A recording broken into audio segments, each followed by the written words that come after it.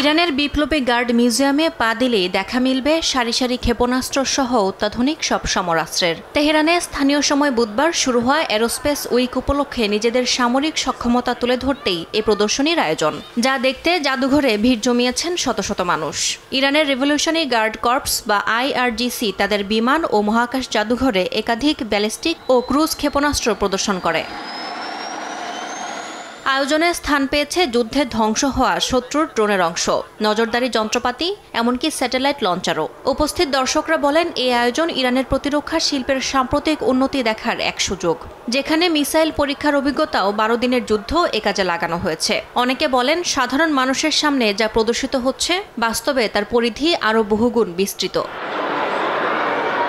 প্রদর্শনীর দায়িত্বে থাকা জেনারেল বালালি জানান, নিষেধাজ্ঞার সময় যখন কাঁটাতার আমদানিও সম্ভব ছিল না, তখন থেকেই তারা নিজস্বভাবে ক্ষেপণাস্ত্র তৈরি শুরু করেন। বর্তমানে দেশটির নিজস্ব নকশায় নানা মাত্রার যুদ্ধাস্ত্র উৎপাদন ও ব্যবহার করছে বলে জানান তিনি। প্রদর্শিত প্রযুক্তি দেশের সর্বশেষ অর্জনের তুলনায় অন্তত 5 থেকে 6 বছর পিছিয়ে বলে স্বীকার করেছেন আয়োজকরা। তবে বিশ্লেষকরা মনে করেন, এসব প্রদর্শনীর মাধ্যমেই ইরান তার অভ্যন্তরীণ প্রতিরক্ষা সক্ষমতা ও যুদ্ধ প্রস্তুতির বার্তা আন্তর্জাতিক পর্যায়ে তুলে ধরছে।